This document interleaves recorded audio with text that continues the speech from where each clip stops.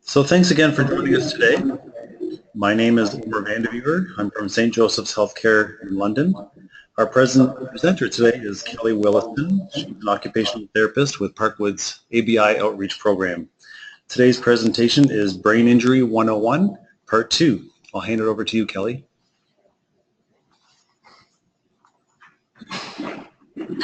All right, welcome everyone. Can everyone here at Parkwood hear me okay without the microphone? Okay. All right, so get the screen set up. We're going to get started. As Omer has said, I'm not sure if everybody could hear him. We're just going to continue on this week with our Brain Injury 101. It's part 2.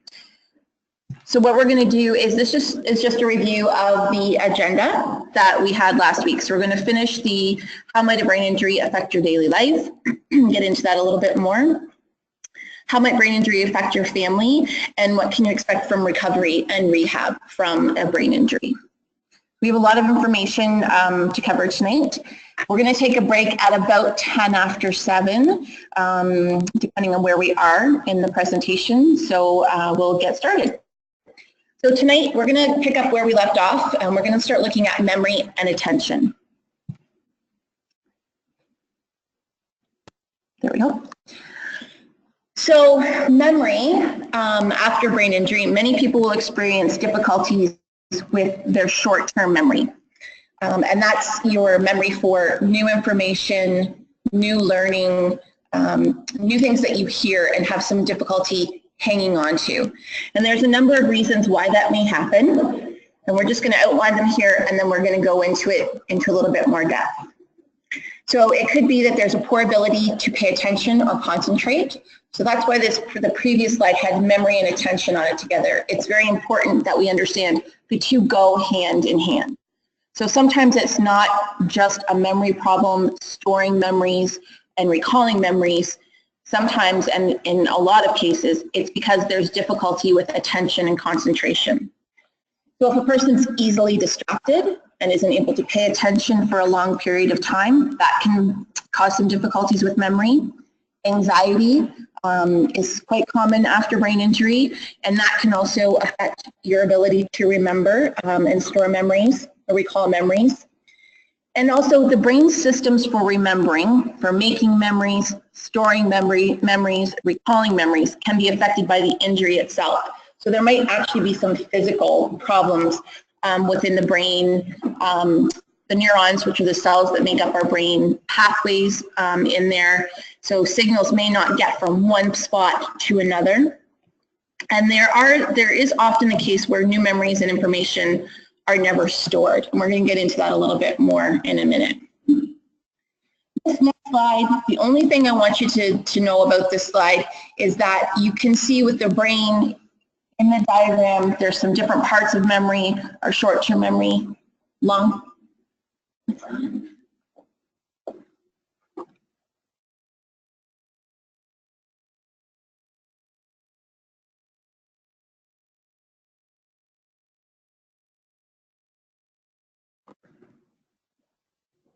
Can you hear now? Okay, so sorry, we're having some technical difficulties. So short-term memory, long-term memory, but overriding all of this in that big purple box is attention. So you need to have attention and concentration in order to form memories, store memories, and recall memories.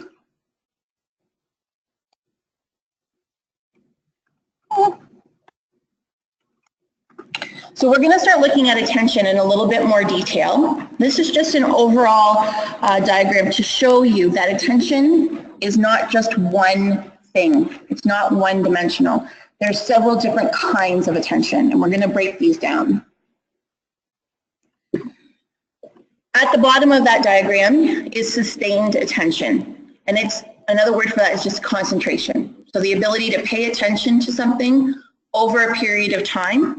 So some examples of that are sitting through tonight and listening to me and being able to concentrate for this period of time. Driving the car requires your ability to concentrate. Reading a book, watching television. So some kind of attention is your basic level of attention. And it's actually where things start to fall apart and become more difficult for somebody with a brain injury. They just have a hard time maintaining attention over a period of time. The next level up in that diagram is selective attention. And that's the ability to pay attention to information that is important and disregard information that isn't. So some examples of that are being able to remain focused on and participate in a conversation at a party. So being at a party and being able to pay attention to the conversation that you are participating in and tuning out the music that's playing, other conversations, people moving around, being able to watch a movie while people are whispering, like if you're in a theater and people are talking about, oh, I think this is going to happen next, and being able to tune that out. Or being able to study or work while music is playing. So you're able to focus on one thing while tuning out other information. Alternating attention is the ability to switch your attention from one task to another, and then maybe having to return to first task and picking up where you left off. People with brain injuries have a very hard time doing this. An example of this, there's a couple of examples, working at Tim Hortons. So when you think about when you go in an order, the person taking your order has to listen to your order, enter it into the computer. They have to give you the amount of money that you owe them, take your money, make change, and then go back to filling the order. And then next they have to go on to fill somebody else's order. Another example of alternating attention is grocery shopping. You're in the grocery store, you have your list, you're pushing your cart down the aisle, you know what you're looking for on your list, and you're scanning the aisles from side to side, you find the ketchup that you want. You put it in the cart, now you need to put your attention back to, you need to switch back to the list and continue on. And that can be very difficult for someone with a brain injury. At the very top of that pyramid that I showed you before is divided attention. Also called multitasking. And here's something that's really important to know. No one can actually multitask. Literature and research show that we as human beings cannot do this. Some of us think that we're really good at it, but we're not. It actually can't happen. What this actually is if a person thinks they're a good multitasker, what they're good at doing is switching their attention quickly from one thing to the other. So going back to that alternating attention from the slide before, they can switch quickly and efficiently, but you can't actually do two things at once.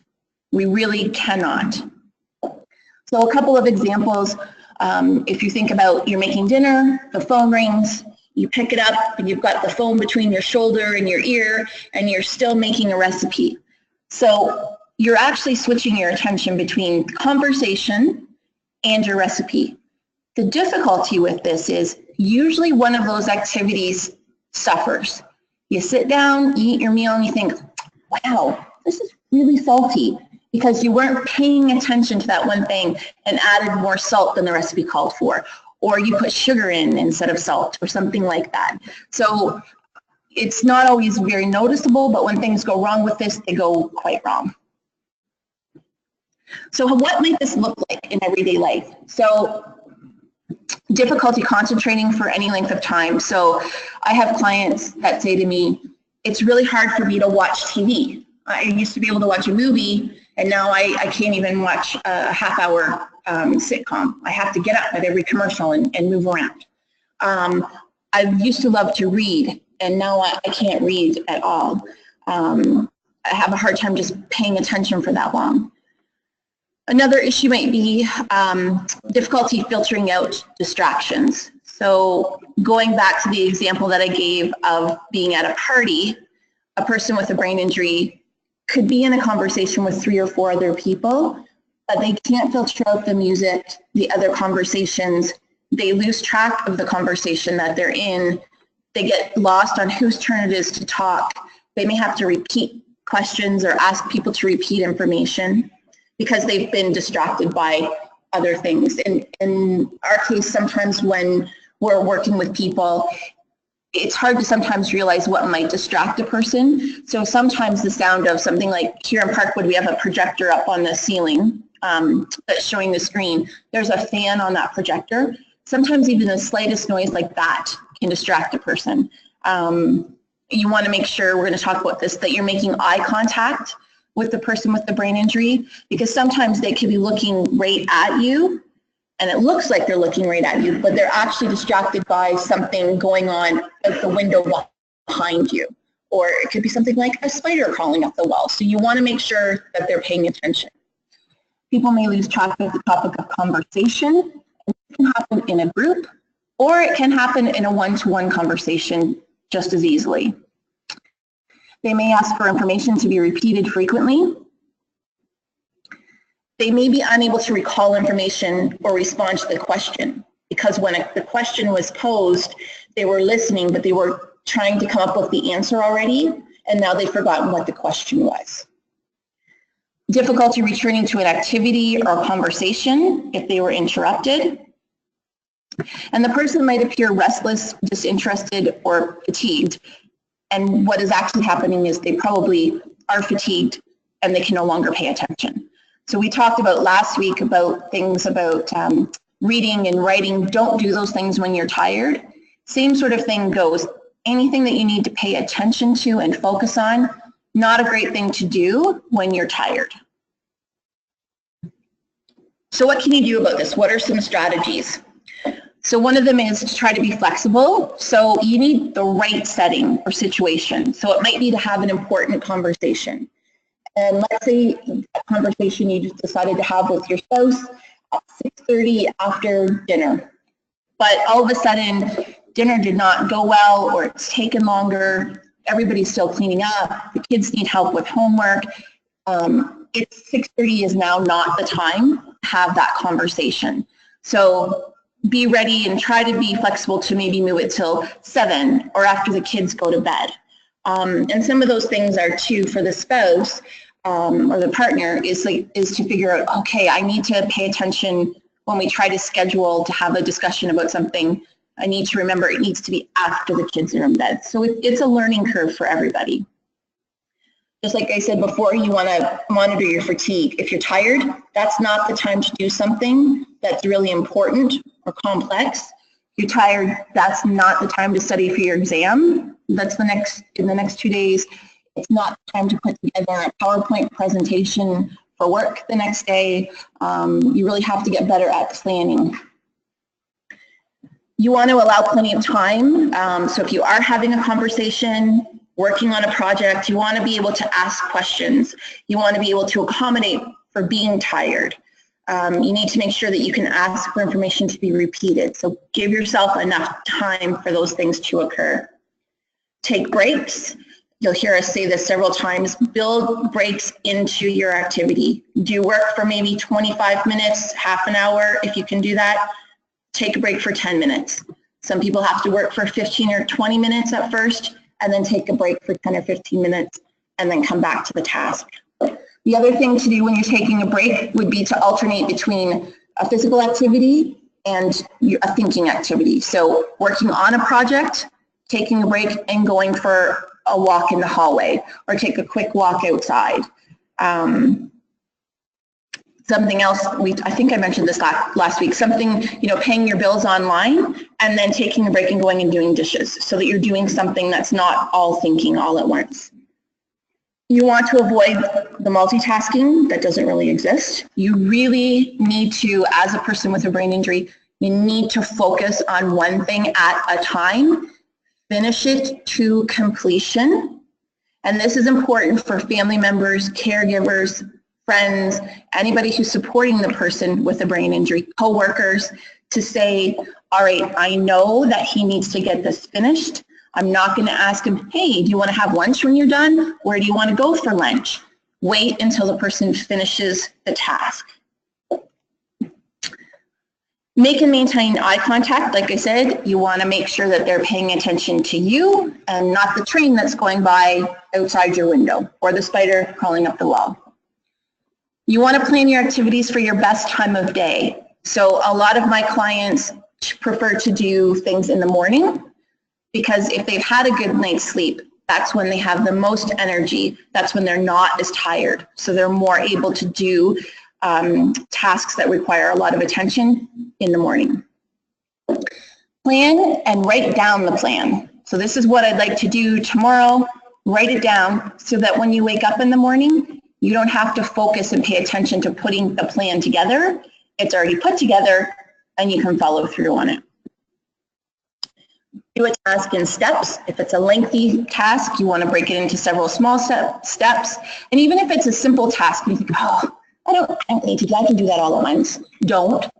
Break it down into smaller steps, 1 to 5, and then you can do steps 1 and 2, take a break. Do steps 3 and 4, take a break, come back, finish off the task, do step 5. You can check what you've done and you're finished. If you're able to break it down even into numbers, it makes it easier to build in the break. It's more concrete. Complete one activity before moving on to another, which we've talked about. Consider your environment and reduce distractions. Turn off the TV, turn off the music, move to a quieter room. If you need to have a conversation with somebody, ask them to come with you. Can you just step outside for a minute with me? So being aware of the environment that you're in. When we go and see clients, because I work in the outreach program, I visit people in their homes, and oftentimes I ask them to turn off the TV because it's usually on when I come in, because it's distracting to me, so I know it's also going to be distracting for them, and we're not going to be as productive. Clearly a spelling mistake there. Attention support's for family, not attentions. So what can you as a family member, again, a friend, caregiver, partner, someone who's helping out a person with a brain injury, support the person who has the brain injury and using the strategies that were on those previous 2 slides. And things that you can do to do that, you want to face the person so they can see your eyes and your mouth and make eye contact. It is helpful for people, even though we are typically not good lip readers, if someone can see your lips moving and see your facial expressions, it helps them to better understand and pay attention to what you're saying to them. Make sure you're speaking clearly so that they can understand what you're saying. Don't switch between different tasks and topics.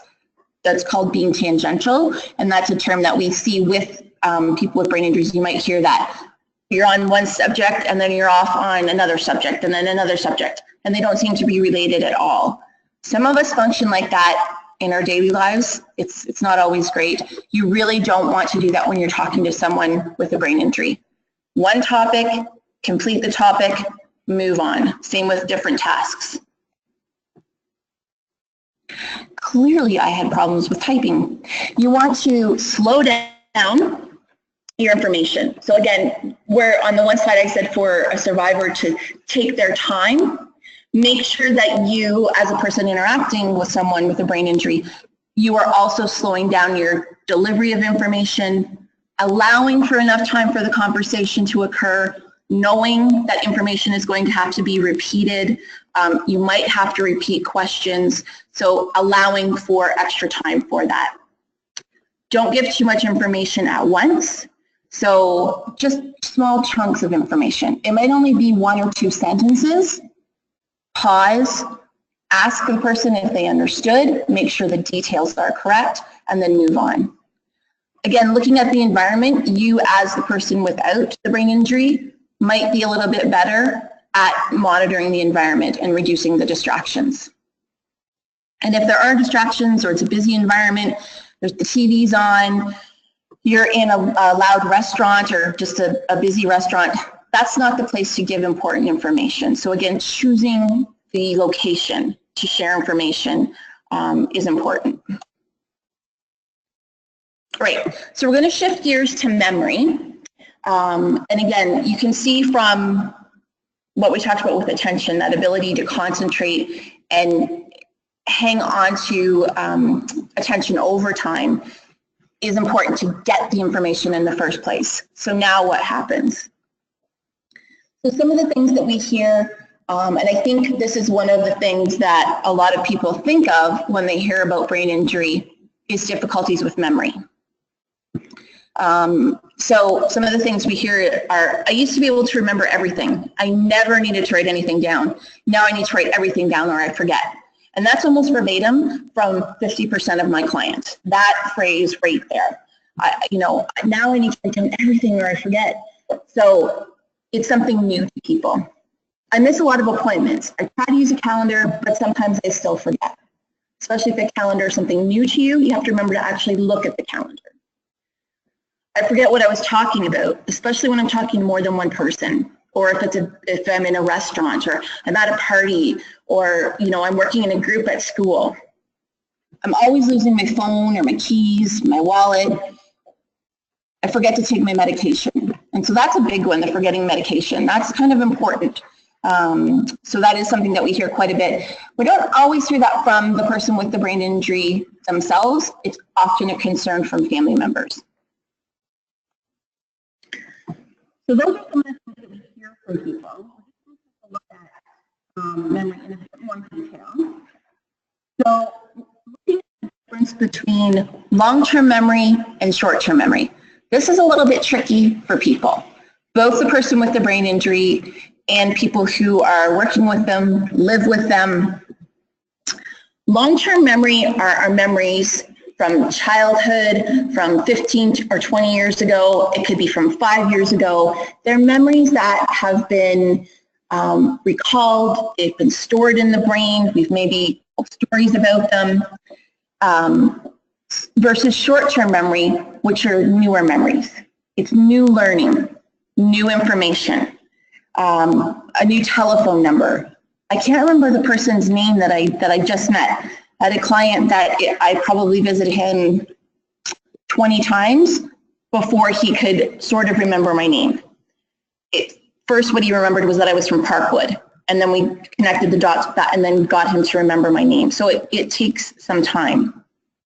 So as this says, long-term memory tends to be intact following ABI. Short-term memory is the most affected and most noticed. So some of the things that we hear from family members, and they are quite frustrated by it, is, well, she can remember her telephone number from where we lived 20 years ago, or she can remember her address from where she lived as a kid. Why can't she remember her appointments? Why can't she remember what I said yesterday? Again, long-term memories stay intact. They are very different. They're stored differently and accessed differently than short-term memory. There's also visual memory versus auditory memory. So that's basically what you read or see versus what you hear. For the most part, people are better with written information after brain injury. There are a few people I've met that do better with what they hear.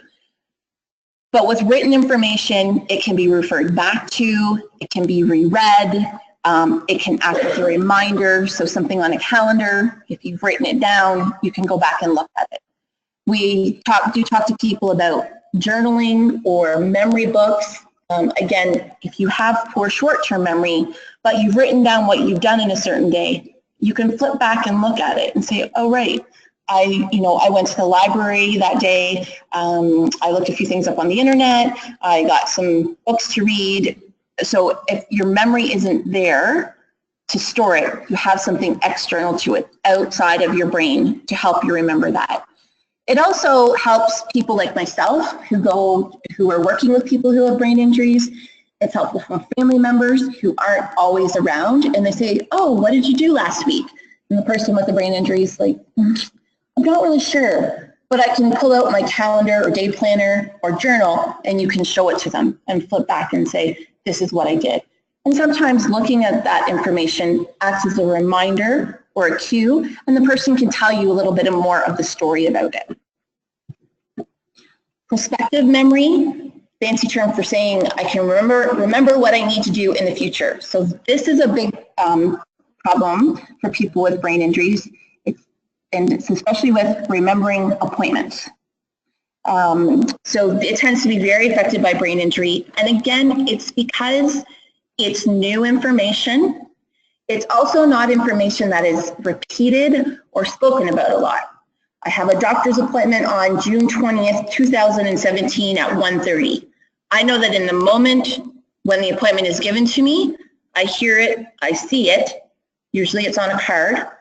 I might take it home and write it on the calendar, and then I don't think about it again. So if for some reason I misplace the calendar or I misplace the card, that information is not stored in my brain.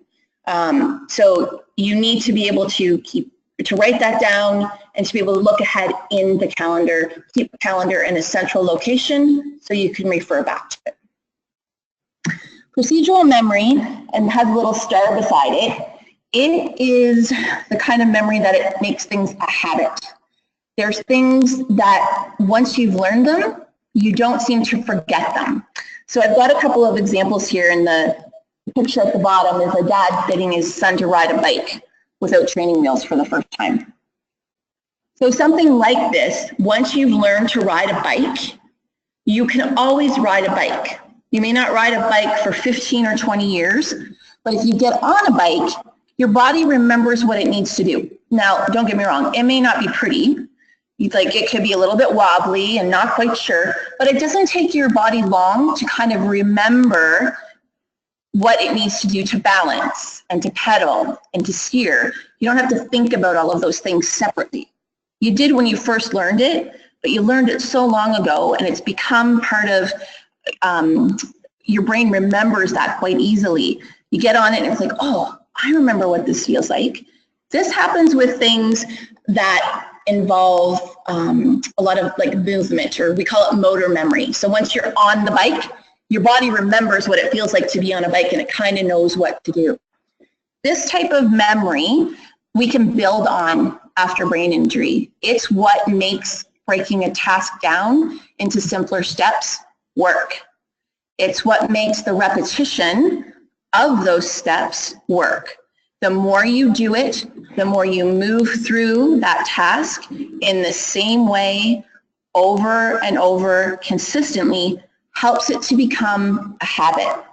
Your brain doesn't have to think so much at each step. One thing just rolls into the other. It's something like if you think about what you do when you get ready in the morning. You get up out of bed and you need to be at work by 8 o'clock. So you get up out of bed, your alarm goes off. You get up, you get dressed, maybe shower first, get dressed, brush your teeth, eat breakfast. We all have our own order. But if you think about a morning where you sleep through the alarm or you've forgotten to set the alarm and you wake up and you rush through all of that, you're going to miss something that's important, right? Things like forgetting to put your deodorant on. You might not brush your teeth. You might leave your keys in the house twice before you figure out where you put them. That's kind of what it's like for someone with a brain injury a lot of days, if they haven't had the chance to learn some tasks in this manner. So the procedural memory is something that, as a person working in brain injury, we use this all the time. So as far as strategies for memory, what works? What can help people? With both memory and attention and the other areas we're going to look at today, these are very hard things to fix. They're not something that we can put a cast on and it heals itself and then it's good to go. There's no way to really cure these problems. What we do is we use a lot of strategies or tools to help people to compensate, to make up for the difficulties they have in these areas. So some memory strategies, you want to remember to focus on your strengths. So is it easier for you to remember written information, or is it easier for you to remember information that you've heard? And like I said before, typically for our clients, for the majority of them, they're better with written information. They're even better if they write it and then they look at it, because they can recognize that's their writing. The act of writing it down can help a little bit with some memory. So learning to recognize, am I better with stuff that's written down or better with stuff I've heard? Probably written down. To-do lists are a beautiful thing. Ask for a written summary of important conversations. So something like a doctor's appointment. Couple of things there. A doctor's appointment, someone with a brain injury, actually not even someone with a brain injury, always take a second person with you. Doctor's appointments are overwhelming. They're busy. The doctor is often in a hurry, and they kind of rush you through what you want to ask or talk about. So go in with a list, ask your questions, write down, or ask for a summary afterwards. That way you can look at it later, you can show it to family members, you can show it to other healthcare providers if you need to. But really, for your own sake, if you don't remember what the doctor said, you can go back and look at it and it refreshes your memory. Use calendars, smartphones, or alarms. So one of the first things we do with people when we meet them in their homes are ask, do you have a calendar? If you don't, we have some in our car, and here you go. So that you have that, someone has that concrete place to write something down. And then what we need to work with people on is, you have the calendar, how are we going to get you to remember to look at the calendar? You can't just give the calendar and expect that somebody's going to use it. You need to start to develop that and put that into their routine. So it's something that they do as part of their morning routine before they leave the house or when they're preparing for their day. Smartphones are a beautiful thing. I have mine with me all the time, but technology isn't for everybody. So just because it works for you, don't have the expectation that it could work for someone else with a brain injury. People have their preferences. And again, sometimes using a day planner and a pen and pencil, the action of writing in the appointment or the activity can help the person recall that. Set alarms for things like taking medication. Again, smartphones are great for that. A lot of smartphones let you label an alarm. So we have clients who would hear an alarm and they don't necessarily know what it's for, but they can look at their phone and it'll say, take morning medications. It might be something like, have a shower. There's all kinds of different things that we can build into that. For appointments, I have for myself, if I have something like a dentist appointment where I only go maybe once a year, on my phone, when I put that in my phone, I automatically set an alarm for the day before, and then one for the day of, at least an hour before, something that gives me enough time that if I forget the appointment, I still have time to get there. So for those things that you don't normally have in your routine, set the alarm. And I know on my phone, I can set up to 20 alarms, and a lot of the smartphones allow for that. It's that nagging feature. It also still comes up because you can snooze it, and then it'll come up 5 minutes later, and it keeps you going until you actually head out the door. If you're trying to remember something, say it out loud. So repeating information can help you. So I do this sometimes if I've had a long day or I've just gotten up in the morning and you go to the fridge and you think, what did I come here for? You look around the kitchen, I'm still not really sure. Oh, there's a bowl out near cereal, milk. I'm looking for the milk. So from that spot to the fridge, in my head, I'm thinking milk, milk, milk. Here at work, if I need to go from one place to the other and there's something I have to do on the way, I'm repeating it over and over in my head, sometimes out loud. You want to be able to, or you should try to be able to give a summary. If you're having a conversation with somebody, repeat back to them what you think you've heard so that you make sure you have the correct information. You don't want to remember the wrong information. And sometimes what can happen is with difficulty concentrating, you lose bits and pieces of the conversation. So when you go to repeat it back to the person, you kind of piece it together, not quite like a puzzle because the pieces aren't quite right. It sort of sounds right to you, but there's some details missing. That gives the other person the opportunity to correct the information. You're hearing it again, so you're more likely to remember it accurately. Ask for information to be repeated if you haven't heard it or did not understand it or lost your concentration halfway through. Again, we're back to take away the distractions in the environment. Paying attention to one thing at a time. So you can see some of these things they kind of overlay each other. You need both things going on. So similar strategies. You want to have structure, routine, and consistency. You want to schedule activities for the same time, the same day, every week. You want to have a shower at the same time every day and build a routine around that. Perhaps it's meals. You want to have meals at a certain time. That ensures that medication is taken at the proper time. When we see clients, we try to see them on the same day every week. So on a Monday, I might see 2 clients on a Monday, and I try to do it at the same time. So 10 o'clock in the morning, and the next one might be at noon. So trying to build that in. Repetition and practice. Don't just talk about trying something. Don't just talk about, oh, I'm going to break down this task and I'm going to try to get it done. Write it down, do it, practice it. Going back to that example of riding the bike, the more you do it and actually practice it and involve yourself in it and move your body through it, the more likely it is to become a routine, become a habit, and it's not as hard work for the brain. Have a place for everything and stay organized. So we talk about how everything has a home. For our clients, we usually set people up with a basket or a bowl or something on a table near their front door so that the keys, wallet, and phone always go in that same spot. Or there's a spot in the kitchen where the phone, as soon as you come home, it gets plugged in so that it's charged. And beside it are your keys and your wallet. So everything stays in one place, and try to stay organized. Difficulty being organization is a struggle for someone after a brain injury, and we'll talk a bit more about that later on. For people who are working with people with brain injuries or supporting them, you want to help the person to set up and keep that schedule or routine. Encourage them to repeat things, walk through a task with them, walk through an activity with them, coach them through a schedule, encourage them to practice it, and use that skill. Again, that place for everything and stay organized. Help establish that spot. Help encourage the person to use that spot every time they come in the house. You want to keep information to the essential minimum, as simple as possible. Encourage them to use that calendar or the day planner or their phone. So say to them when you're talking to them, you have a pen in your calendar there. Can you write this down while we're talking?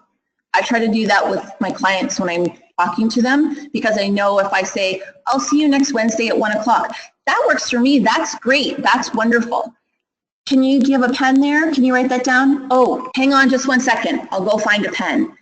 Excellent. Take all the time in the world, because then that way I know that they're writing it down and they'll be there when I get there.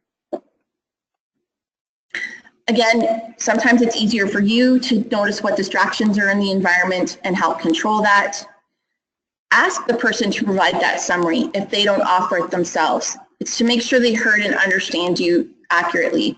I had an incident with a client where we had a conversation. He wasn't driving, and we had a conversation about his license plates. He wanted to know about renewing his stickers for his license plates.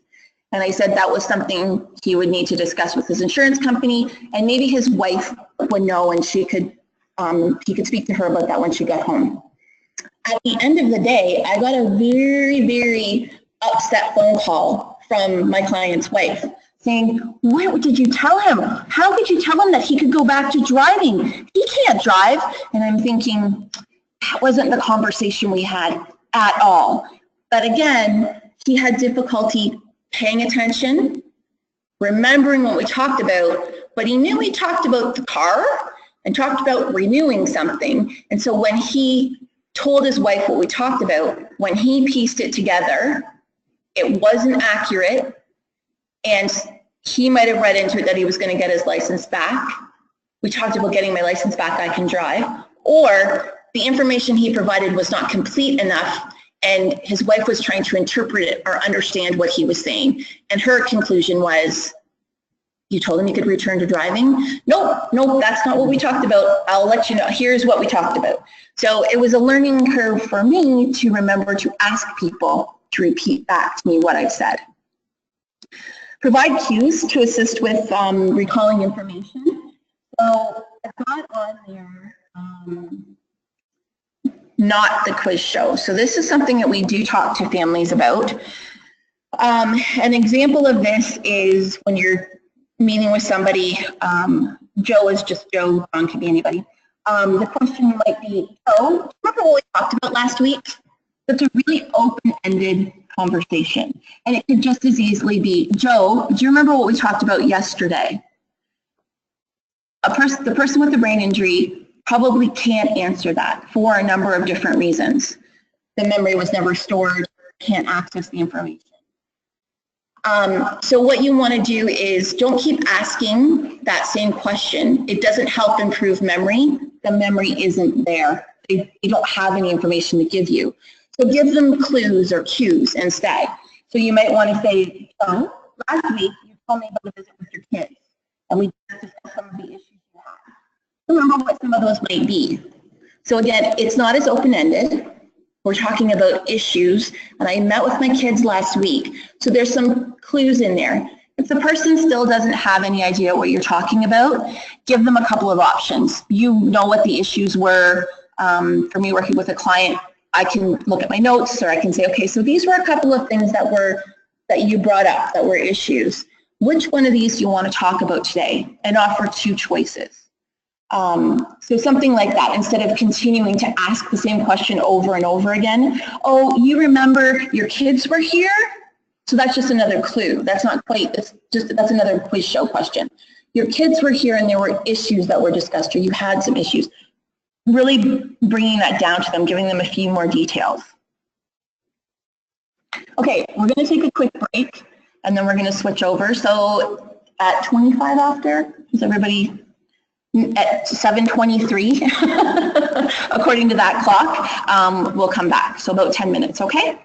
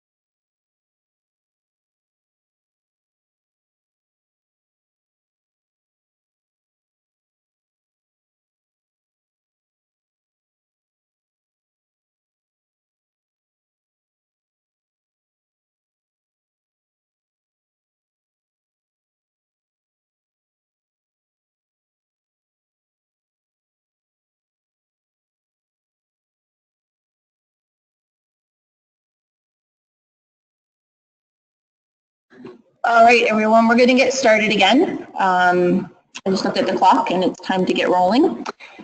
We're going to move on now to a section called Managing Yourself in Your Life. What do I do first? And just a second, here we go. So what does this mean? So what do you need to manage yourself and your life? So you need to be able to coordinate and control your thoughts and your behavior so you can do these things, which is basically everything. You know, keep it simple. So looking at things like completing activities that are necessary to take care of yourself, your family, your home, your job, pay bills, get projects completed, get yourself dressed, get groceries for you and your family of 5, whatever that might be. You need to complete those activities to get and keep a job, go to school.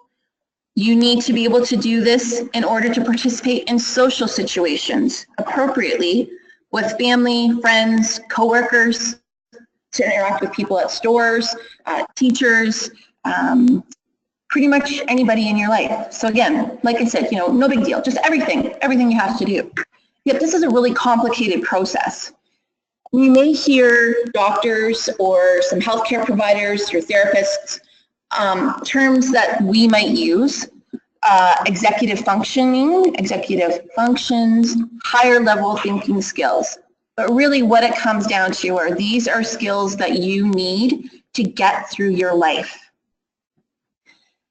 It's a complicated process that our brain moves through very quickly and efficiently and automatically before a brain injury. I'm going to break it down a little bit so we can look at the process, so we might have a better understanding of how it works before a brain injury. So,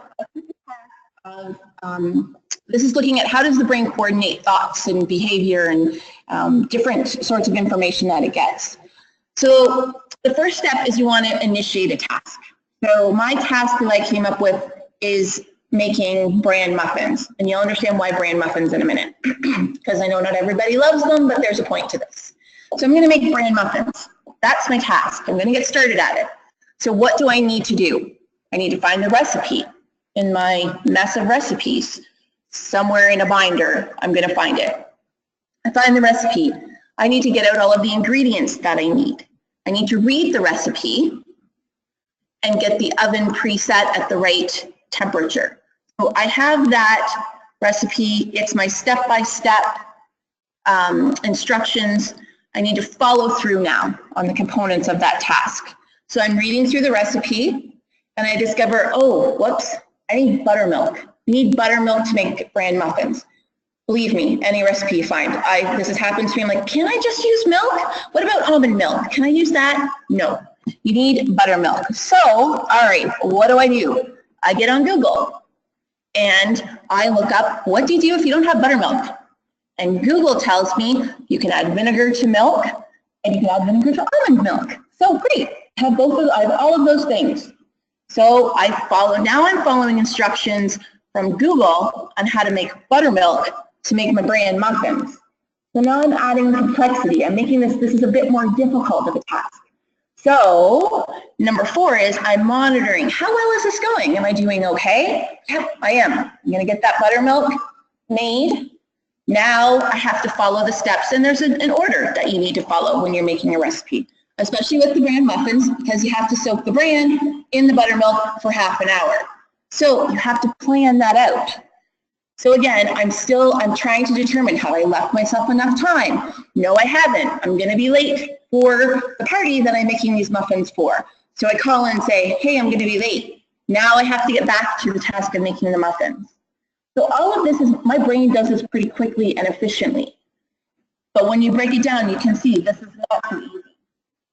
So now I have everything mixed. My bran muffins are in my muffin tins, and now I have 3 or 4 tins that I need to bake. Well, 2 of them won't fit in the oven, so I know this. I should know this from before. So I've left myself enough time for that part. So I get the first tin in, set the timer. I go to get them after 14 minutes, and I put my toothpick in to see if they're baked, and they're not. What's the problem? This is a real life situation. It happened to me the last time I did this. Can't figure it out. I've made this recipe before. What is going on? I don't understand. So I put them back in, and I put them in for another 5 or 10 minutes. They seem to be okay. All right, this still doesn't seem right. I look at the whole situation. I step back. I realize I've not set the temperature correctly. They need to bake at 400 degrees Celsius, not 350, which is what I used to bake the cookies beforehand, because I thought, I'll just go from cookies right into making muffins. Oven's on, same temperature. I just assumed it was. I didn't pay attention. So now I'm able to think, okay, that's not right. I adjust the temperature. My next ones go in and they're fine.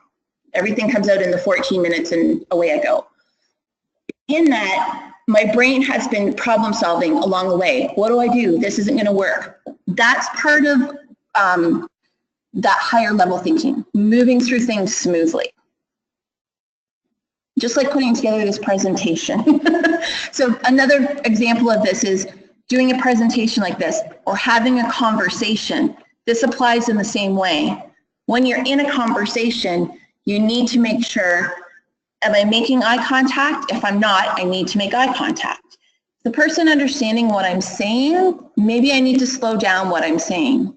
Is it too much information? Am I standing too close to somebody? Do I need to step back? Am I in their personal space?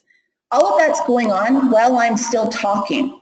So our brain is able to do that automatically. It's not really multitasking. It's just something that it's good at doing, and you can switch your attention, and it doesn't require you to think about it all the time consciously. So what happens to this after a brain injury? Well, your brain doesn't do this very well anymore. And it's because when a brain is injured, it is not as efficient as it was. It doesn't cope as well with things going wrong or several things going on at once. So we were talking about distractions earlier. For someone who has a brain injury, when they discovered they needed buttermilk for the bran muffins, that might have stopped them in their tracks. And you might come home and there's ingredients all over the place and a mixing bowl and the milk sitting on the counter, and you think, what happened here? Well, I didn't have buttermilk, so I couldn't make the muffins. And also, my brain couldn't figure out that I had to put stuff away, that I'm not going to be able to make the muffins, so I should put it away. An injured brain just kind of gets stopped in its tracks, and it's unable to move on to something different and think, I should really clean this up. Nope, I'm going to go watch a movie, because that's easier for your brain. Doesn't need to think as much. Or you might go take a nap because you're overwhelmed and tired because things did not go well. So, as you can imagine, and as some of you know, it becomes very difficult to manage your life and yourself. So what does this look like? It could be things like making decisions or choices, even really simple ones, like what do you want for dinner? I can guarantee you that a lot of my clients can wait me out. I could ask that question and they could sit there and talk about some other things, or I could leave them and it would still take half an hour and they still might not have come up with something, which goes back to things we talked about brainstorming and they can't come up with the ideas. So what do I want to do today? You know what? I can think of 100 things I want to do, but I can't get started at them. I can't get going. So again, the brain becomes overwhelmed and you end up sitting there. And by the end of the day, you think, well, what did I do today? Didn't really do anything.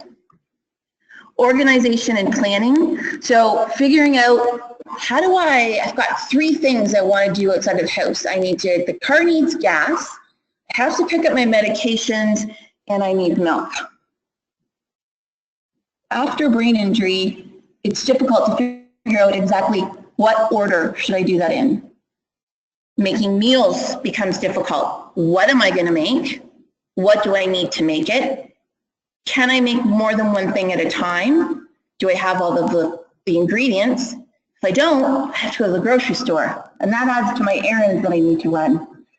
No, too much. And again, the brain becomes overwhelmed and it shuts down and it does nothing. It prefers to do nothing. And because it is easier. Getting yourself ready in the morning, getting your kids ready for school in the morning, becomes this overwhelming task and you're always struggling with it. Sorting activities, things that you need to sort. So things like figuring out how to sort the laundry. Is it white, black and blue, and then reds and pinks? Like, what is it that I'm doing? So you need to set up a system for that. Filing bills or mail, important information, income tax information becomes difficult. It just sits in a pile. And then once it becomes a pile, it's overwhelming to go through it, and it stays as a pile. Time management. How do I get everything done in a day or in a week?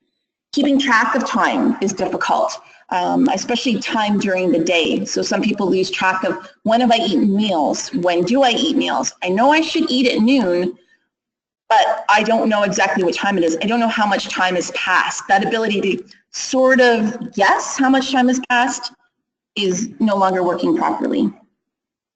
Initiation is a big one. Knowing what you want or need to do, but can't get started at it. This is not laziness, and it's often felt by people who have brain injuries that they're lazy, or it's perceived that way by others who see them. Why can't you just get up off of the couch and have a shower? Well, most people don't want to be dirty. They want to shower, but there's an actual physical disconnect in the brain, the two centers in the brain, of the knowing what I need to do and the getting started at it. So things like schedules and routines help with that. Self-awareness and self-monitoring, being able to see your own behavior, what you're saying is affected after a brain injury. Judgment, don't always say the right things or make really good decisions. Reasoning and logic become somewhat difficult for someone after a brain injury because they aren't very concrete. Very black or white, and there is no gray. What can you do to help with this? You want to use things like a template or checklist for setting goals, solving problems, and completing a task. There's actually some of these available online that help people kind of work through. It's almost like a flow chart. Here's my goal, and then it walks you through breaking it down into simpler steps. Which step is most important, can actually walk you through that. Types of checklists are things to ask your doctor. What do you need to do before you go on vacation? Things you've loaned out to friends. My mom's friend actually has something like this set up. She did sustain a brain injury. When my mom borrows something from her, she has a white door at her back door, and it says, book, it'll say the specific book, recipe book, loan to Faye on this date. There's a tick box beside it. You only get your name taken off the board when you return the book. And my mom has this fear of not returning things. It works. So she brings it back and the name gets crossed up the board. You wait for the whiteboard. Your name may stay there for several months. And so when you walk in her friend's back door, you see your name and you're like, oh, you're right. I have that book and I need to return it. If you get overwhelmed, take a break. Compare feedback on how you did with someone else, a family member or a friend. I thought I did pretty well. I remembered to ask all my questions. What did you think? And see what they say. Find a regular time each week to plan your next week or the day and get organized. We often suggest people do it on a Sunday and plan out their week with a family member if they can to make sure that things that need to get done are getting done. But that's also to allow for that time that you need to get from place to place, or the time that you need to understand something. And if you need to, identify someone who can act as your executive assistant. Oftentimes that's a family member that can help you keep track of things. Keep things in the same place. Like I said before, everything has a home. The keys get hung up, the mail goes in one spot, or you have a spot to charge your phone, your keys and wallet go there. We also have made up for people little labels so that then when they leave the house, it says, do you have, or remember your keys, your wallet, your phone. It's right on the door so that they see that before they leave. It's not a teeny tiny Post-it note. It's usually quite a big sign in red. Write labels on places where things go so that you can remember where they are. Put papers related to different things, like I said, income tax, hydro bills, put them in well-labeled folders in a file drawer or a file box. Don't just get the folders, label them, put the stuff in them, and then throw them in a drawer or a box. unorganized. It doesn't work. Do things the same way so they become a routine. Back to consistency.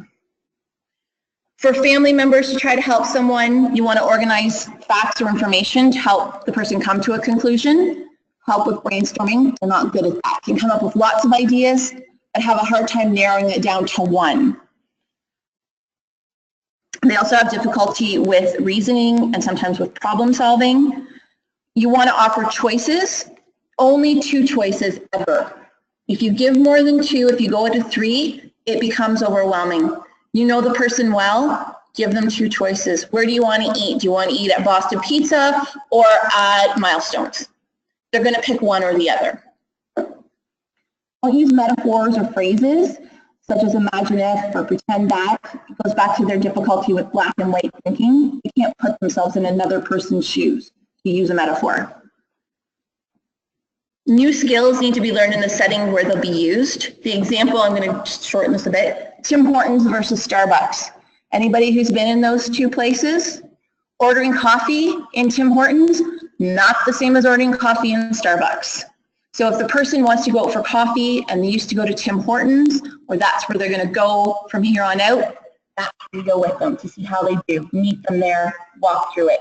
If you went to a Starbucks before, that's where you go and work and learn it there. Go through the ordering process. You can't, just because you've learned at Tim Hortons doesn't mean you're going to go into Starbucks and be able to order a coffee. It's not just a generic thing. It can be very overwhelming. So we're going to switch gears again. Another thing that's affected and was in our kind of long list of what changes at the beginning of last week, there's changes in personality and behavior a lot of times after brain injury. So what does it look like? Difficulty controlling emotions and your behavior. So things like anger, frustration, agitation, or aggression, so kind of those negative things, but also difficulty controlling things like happiness or joy or feeling sad. Everything on an emotional level is felt at a little bit higher for someone with a brain injury. There could be something like socially inappropriate behavior, difficulties with filtering information, saying things they didn't used to say. Swearing is one thing that a lot of family members report and that we see. Again, it's a lack of that filter of knowing what's appropriate or not. We've talked about the inability to initiate activities, getting from point A to point B. I know I want to do this, but how do I get started? And that may be something, again, that's perceived as laziness and a change in someone's personality, but that's not really what it is. It's that difficulty getting started. Flat or blunt affect. This just means that there's little or no reaction to things that you would expect people to react to. They don't laugh at a joke like they used to, or would have laughed at a joke. They don't cry in situations where you think that they might. They don't seem to be upset in certain situations where they would be before. They may not get angry where they did before. They may not, it seems like they don't understand because they're not responding emotionally. Another thing that can be noticed in that area is someone speaks in a real monotone. Everything is at the same volume. There's no inflection, no change in the voice as you go through a sentence. So that's something that can change as well. Self-centeredness or lack of empathy. This is relatively common and a little odd to see. So sometimes you may think, oh, why doesn't this person understand what I'm going through? They really don't have that ability any longer to empathize. They can't put themselves in your situation and understand that. So they're unable to see things from another person's point of view.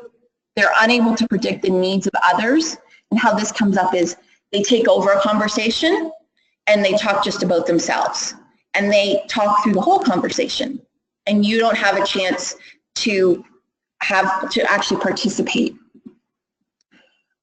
They may show no interest or not understand the needs or interests of other people. I worked with a gentleman who his elderly mother lived with him. There were some concerns about, they were living together but independently. They were each other's support, and there was some concern from the family that maybe this wasn't the best fit. She was about 87, very frail physically, had a history of falls, had a broken ankle, but both very stubborn people and independent and wanted to stay in their home. So we talked about some different things that might have to happen. And this gentleman, he loved his mom and he would have done anything for her. He would cook for her, he could make her tea, things like that. He could not in any way identify what he might do for her if she fell or how he might prevent her from falling. And this was a big concern for the family. So he couldn't identify that he would need to call 911 if she fell. And he couldn't even say, well, I would go and try to help her get off of the floor. He really didn't know what to do. So we practiced and role played some situations to see if he could identify with it, and he really couldn't. He was also somebody who really did dominate the conversation, talked about himself all the time. So it's something that can be a big change in someone's personality. So how do you manage these or cope with these changes? For the difficulty controlling emotions, you want to focus on prevention. So all of the things that we've already talked about, you want to implement these. You want to avoid environmental overstimulation. So really busy places, restaurants, malls. You don't want to have conversations in those places. Or so we ask people if they're able to go into Walmart. Places like that, someone with a brain injury, often they'll say, no, I want to run out of there screaming. It's too much information. There's things moving, carts moving, you are walking, there's music, people talking, there's lots of colors. So it's very difficult. So you get that overstimulation from the environment. It's information overload for the brain, and it can't manage, and it shuts down. It gets overwhelmed, it shuts down, and it just wants to get out. And what happens then is someone who might be slightly irritable when you first go in and they just get too overwhelmed, all of a sudden it comes out as anger or aggression, or they're really frustrated. They might strike out, they might yell, say things that they don't mean. Some people do break down in tears. They're so anxious that they cry. So you want to avoid these things if at all possible, or control for them. So if you're going to go to the mall, say to the person, we're going to go to the mall, and we're going to get there at 11, and we're going to leave at noon. That gives the person an idea of how long you're going to be there, but then it's up to you. Actually leave at noon. At noon, don't say, oh, geez, you know what? I have one more thing to do. Because really, the person is and the brain has kind of paced itself, and it is ready to leave at noon, once out of the mall, and once in the quiet car. So if you say, oh, I've got one more thing to do, you're likely going to have a situation on your hands from a behavioral perspective. The person might get angry, they might cry, and then once that happens, it's difficult to kind of get that situation under control. So you really want to look at prevention. Things like hunger and fatigue, you want to control for those. Make sure, again, fatigue, you're tired, don't go. Emotional triggers, it could be certain conversations. It could be talking about the injury, the accident, how the person sustained the injury. It could be, for some of my clients, they've forgotten that their parents passed away. Some of my older clients, that has happened when they were in hospital, and so they have to ask that. And when they ask it and they hear that that person's passed away, it's an emotional trigger for them. So you want to kind of plan for that. What's the best way to answer that? Check in regularly, what's working and what isn't. If it's working, keep doing it. If it's not working, change it. With that, there's a caveat to that. Try something for about 2 weeks before you change something. It sometimes takes that long for a new strategy to work. Keep to your schedule again. Negative consequences don't work well for people with brain injuries because they have difficulty with short-term memory. They don't always remember what the negative consequences were. So removing privileges of some sort, or they have a bad experience, they don't always remember that. So you want to try to avoid that. You want to set someone up for success and not failure. You want to offer the choices between two things so that there's some control over the situation. You try to provide rationale about why something needs to be done. Again, breaking something down into steps. Again, we're trying the prevention component. Let's try to prevent it from becoming too overwhelming.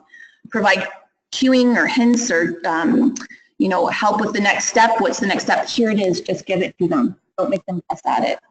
And in some cases, we do use things like rewards and reinforcement, although we try to stay away from that because it's not really a natural sort of thing.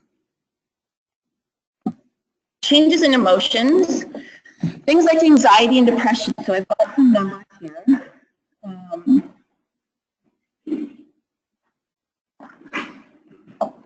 So following a brain injury, depression is the most common mood disorder diagnosed. Depression occurring within the first year after an injury has been noted in 18 to 37% of people who have had injuries. However, in studies looking at depression rates in individuals who were 1 to 2 years post-injury, prevalence rates range from 38 to 61%. So anxiety and depression are very common after brain injury, even if someone did not have any issues with them prior to the brain injury. These things do often develop. There's a change in situations, you know, your life has changed quite a bit. There could be some changes in the brain chemistry itself that contribute to these moods. This is something that we do look at when we meet with new clients in our outreach program. We do screenings for anxiety and depression so that we can try to find people supports for those issues, either while they're on our wait list or while we're working with them. We did have Dr. Rebecca King a couple of years ago. She spoke specifically about anxiety and depression, and you can go back and watch that if you're interested in it. There's instructions at the back here at Parkwood for accessing webcasts, and that's also posted on our webpage at St. Joe's. So some of these issues also can lead to social difficulties. If people are feeling anxious and depressed, they often withdraw and isolate from family and friends. There's changes in family dynamics and roles. So someone who used to be a father and had a full-time job and provided for his family now has an injury that prevents him from working, and he can no longer do that. So that contributes to withdrawal as well, and isolation, as well as contributing to anxiety and depression.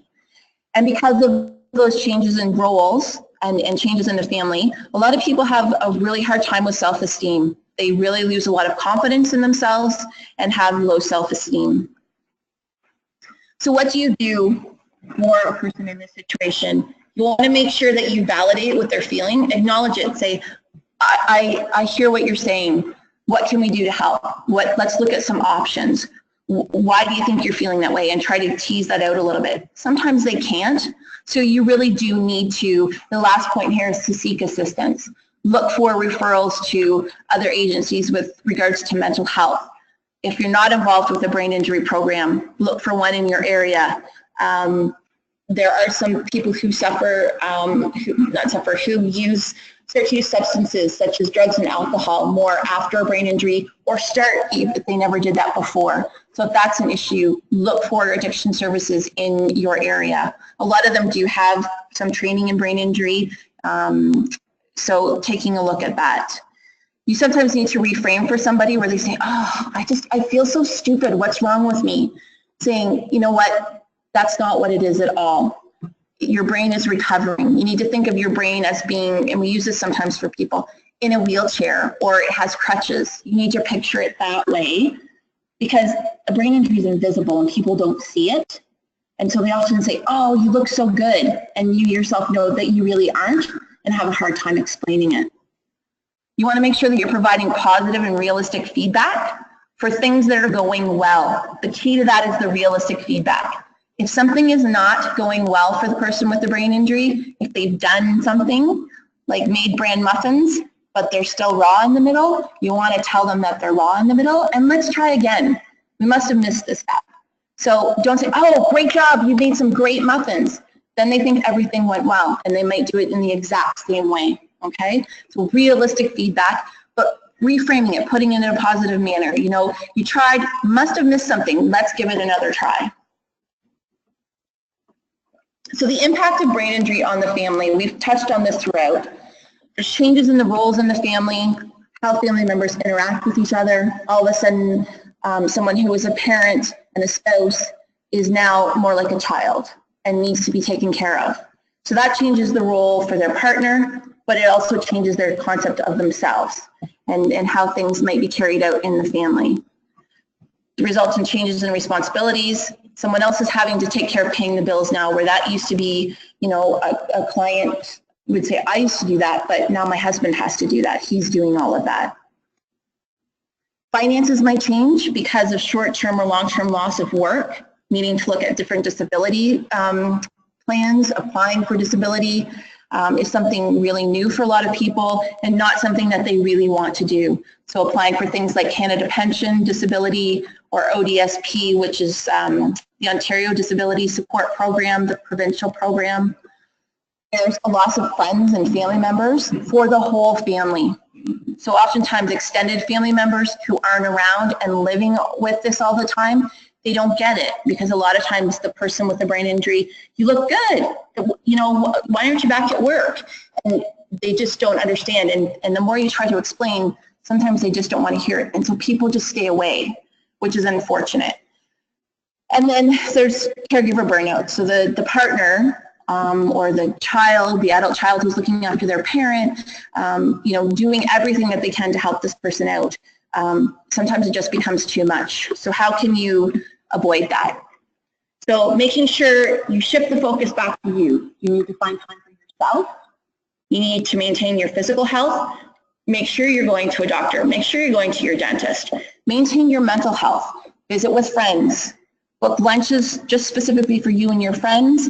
And the topic of your loved one who has the injury, that's a brief part of the conversation, and then you make a deal with your friends. We're going to talk about something else, okay? There's nothing wrong with that. You need to take care of yourself so that you can still be there for your loved one and for your kids and for the rest of your family, and to go to your job and all these things. People say, well, I want to do everything I can for them. And I get that, but you can't do that all the time. So some other things like modifying your environment for yourself. So if for whatever reason the person who has the injury needs to be on one level because there might be a physical injury along with it, but you have your computer room set upstairs, but you're using the computer all the time and you're running up and down the stairs, just bring the computer downstairs. Maybe lay out your kitchen differently so that you're not always moving things around to try to accommodate, you know, someone sitting to help with meal preparation or in a wheelchair. Offload or delegate when possible. So here are some pretty concrete examples. And I borrowed this from Betsy, I highly recommend. Can someone else do your income tax? You may have always done it yourself before, but do you have a friend or a family member who could do that for you? Can you pay to have it done for this year?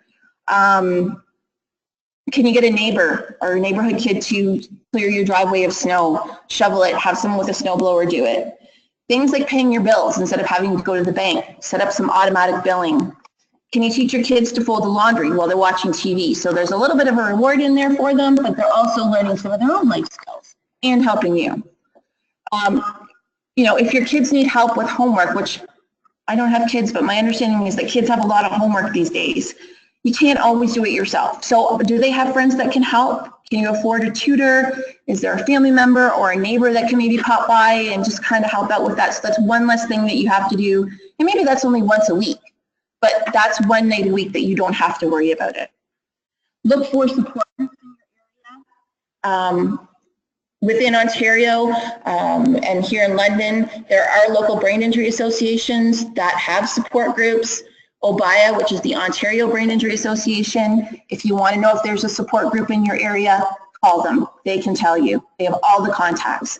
They also run a peer mentoring program where you're matched up with somebody else in a similar situation to yourself. So a survivor can be connected with a survivor that has a similar sort of injury. A mom of someone with a brain injury can be connected to another mom of someone with a brain injury. Again, similar situation. It's typically done by phone or email, but it's just somebody that is in a similar situation to yourself. So looking for that support. So the last section in our agenda, and I promise I'm almost done, is looking at brain injury and recovery. And just this last part is just to kind of talk about a little bit. This journey is slow, and I say this to my clients all the time. This is about time. Nothing after a brain injury, the recovery itself, it's not fast. It's not like a broken bone where we put it in a cast and in 7 to 8 weeks, we know that we'll take the cast off You'll do 2 or 3 weeks of physio and you'll be on your way again, okay? Your brain is not like that. It is complex. It runs you. It runs your life. It has a lot to do. And we've talked about several things, several areas that it struggles with. So again, you need to give yourself a bit of a break. This takes time.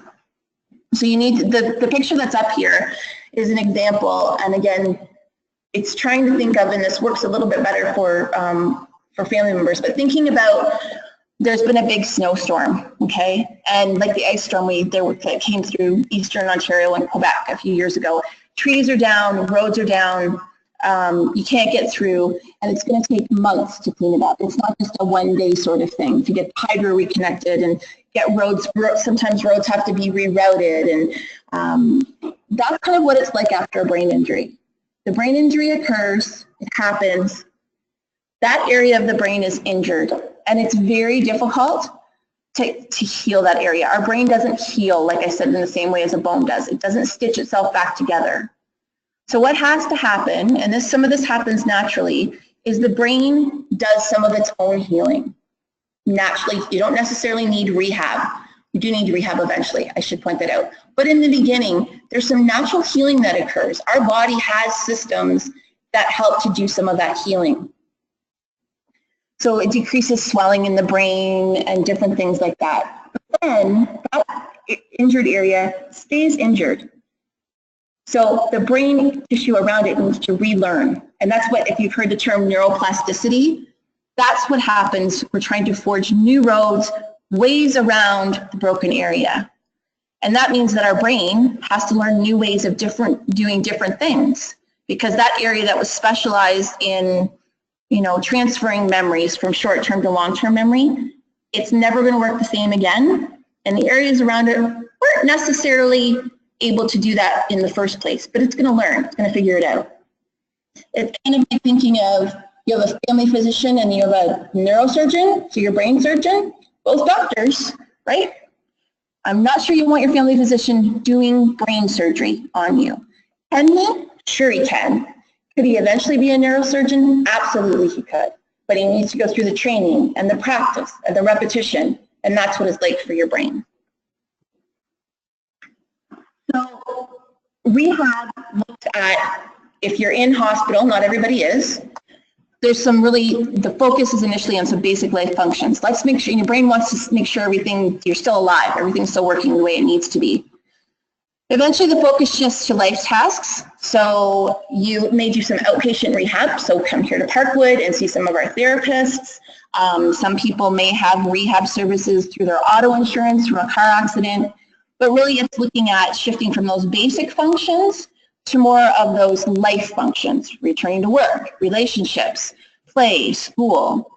And then you want to continue to work on your recovery throughout your life. And so this is what I say, and this can be because I'm an occupational therapist, your life, the things you do every day are your rehab. You don't necessarily need to do pencil and paper activities, logic puzzles and crosswords. Those things are great, but you don't have to do all of those things to necessarily get better. We've just been through in the past 2 weeks a number of things that if you're working on them, practicing them, and using the strategies, that's your rehab.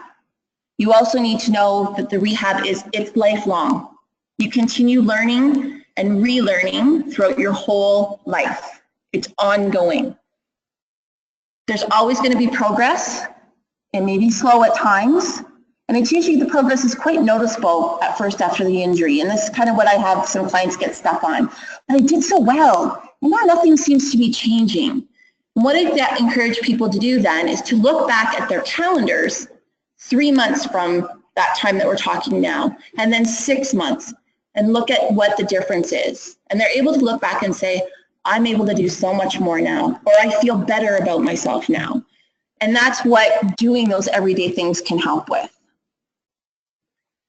So we do get asked the question, when will I get back to normal? Will I ever be 100%?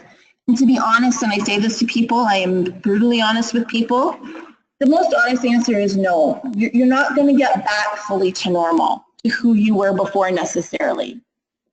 So a lot of people we work with, they report that they return to some level of their former abilities, never 100% of what they did before. And one of those things that kind of stands out is, I'm always more tired, I'm still more tired, or I can't quite do this at work. But just because you don't return to 100% of who you were before or what you did before, doesn't mean you can't live life to 100%.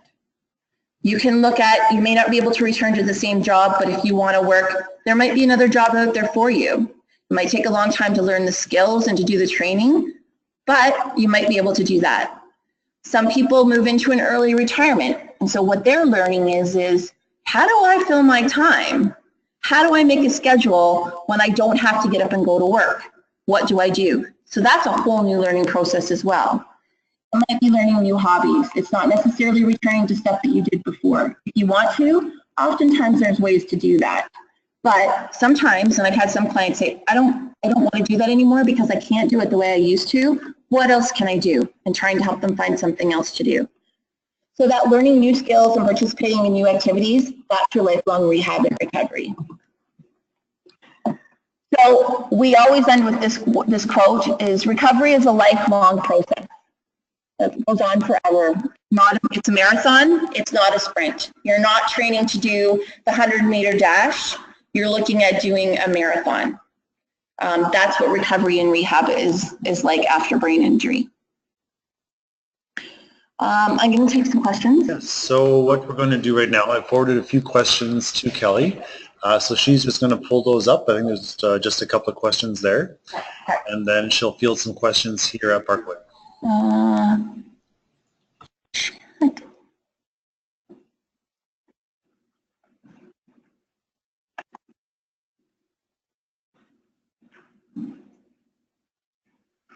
Okay, so a couple of questions here.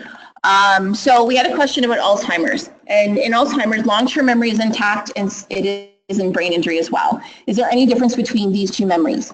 No. Long-term memory is the same in both cases. Long-term memory is always those older memories.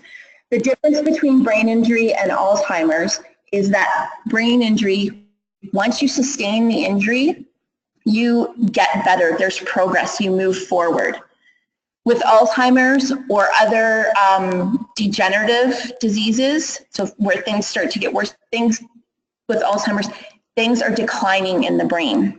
So things like rehab don't necessarily work. Schedules are good for someone with Alzheimer's, but some of the other strategies we use don't work because what happens is the new learning, they don't have the capacity for the new learning as much as someone with a brain injury. They're losing skills where someone with a brain injury can relearn new skills. So in Alzheimer's, it's more compensating for and making sure that people are mostly, you're looking at safety and that sort of thing.